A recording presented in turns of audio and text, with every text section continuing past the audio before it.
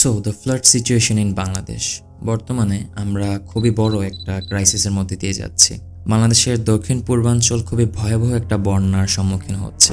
একে তো heavy rainfall, তার উপরে ডুমুর নামের একটি ড্যাম ইন্ডিয়া খুলে দেওয়াতে এক মুহূর্তে নিমিষেই দক্ষিণ পূর্বাঞ্চলের যে জায়গাগুলো রয়েছে সেই স্থানগুলো পানির নিচে চলে গিয়েছে এবং প্রায় 6 লাখ মানুষ এর বাসা, জীবিকা নির্বাহের ব্যবস্থা সব পানির নিচে চলে গিয়েছে।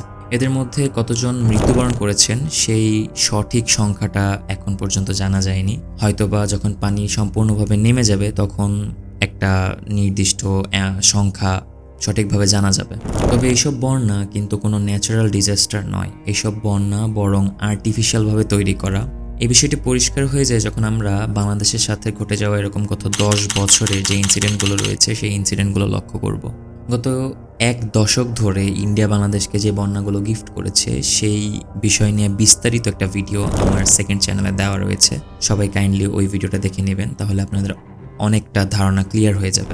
ভিডিও লিঙ্কটা কমেন্টে অথবা ডেসক্রিপশনে দেওয়া থাকবে। গত 10 বছরের যে ইনসিডেন্টগুলো রয়েছে সেগুলো যদি আমরা খেয়াল করি তাহলে আমরা একটা প্যাটার্ন লক্ষ্য করব।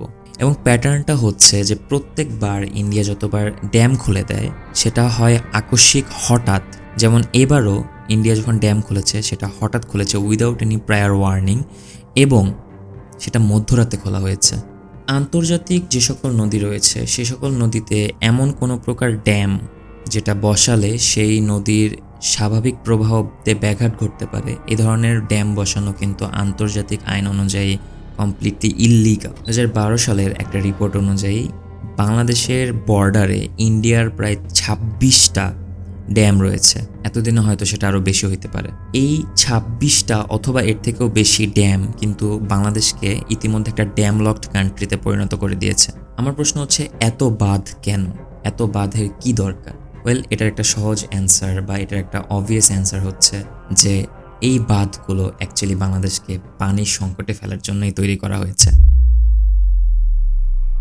তবে এতগুলো বাঁধের বিষয়টা সম্পূর্ণ অযৌক্তিক। বাঁধ দিয়ে পানি সংকট তৈরি করে পরবর্তীতে পানি জমায়ে হেভি রেইনফলের সময় বাঁধ খুলে দিয়ে পুরো দেশ ভাসিয়ে দিয়ে ইন্ডিয়া খুব সুন্দর মতো ক্লিয়ার করে দিয়েছে যে সে বা তারা আমাদেরকে কতটুকু ফ্রেন্ড মনে করে। এখন আসি আমাদের বিষয়ে। সত্যি বলতে আমাদের দেশের মানুষদের মধ্যে এত বেশি সাপোর্টিভ বিহেভিয়ার দেখে আমার মন খুশিতে ভরে যায়। টিএসসিতে 23 তারিখের ডোনেশনের কালেকশনে উঠে 1,26,00,000 টাকারও বেশি। Can you imagine that? Within 1 day কি পরিমাণে সাপোর্টিভ এবং কি পরিমাণে কোঅপারেটিভ আমরা এখন হতে পেরেছি। যেভাবে মানুষ মন প্রাণ দিয়ে সাপোর্ট করতেছে এবং বন্যায় যারা আক্রান্ত আছে তাদেরকে হেল্প করার জন্য চেষ্টা করতেছে, বিষয়টা আসলে বলে বোঝানোর মতো না।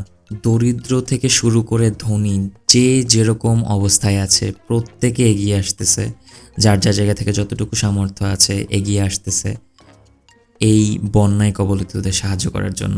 তবে এত সুন্দর একটা হেল্পফুল এনভায়রনমেন্টকে কতগুলো গর্ধ পুরো দৃষ্টিকটু বানিয়ে দিতেছে।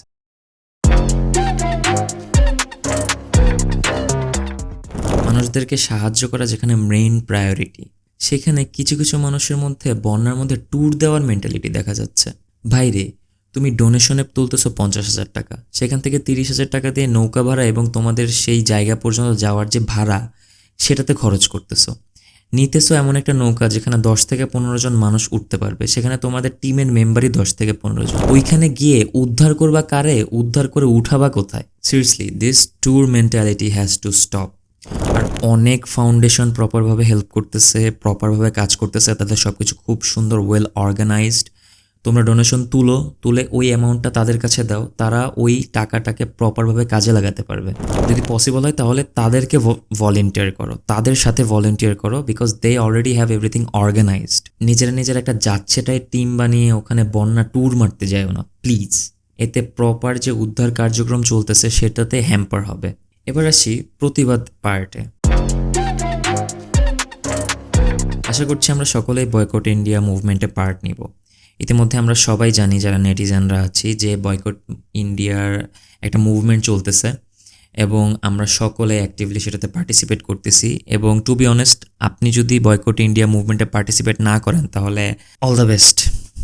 আপনাদের কাছে আমার একটা রিকোয়েস্ট থাকবে, ভাইবেন না যে সবাই বয়কট করতেছে করুক, আমি একা একটা ইন্ডিয়ান প্রোডাক্ট কিনলে বা একটা ইন্ডিয়ান সার্ভিস নিলে খুব একটা ক্ষতি হবে না, এই ধরনের মেন্টালিটি থেকে বিরত থাকবেন কাইন্ডলি, এটা আমার রিকোয়েস্ট। প্রত্যেকের কন্ট্রিবিউশনই কিন্তু ম্যাটার করে।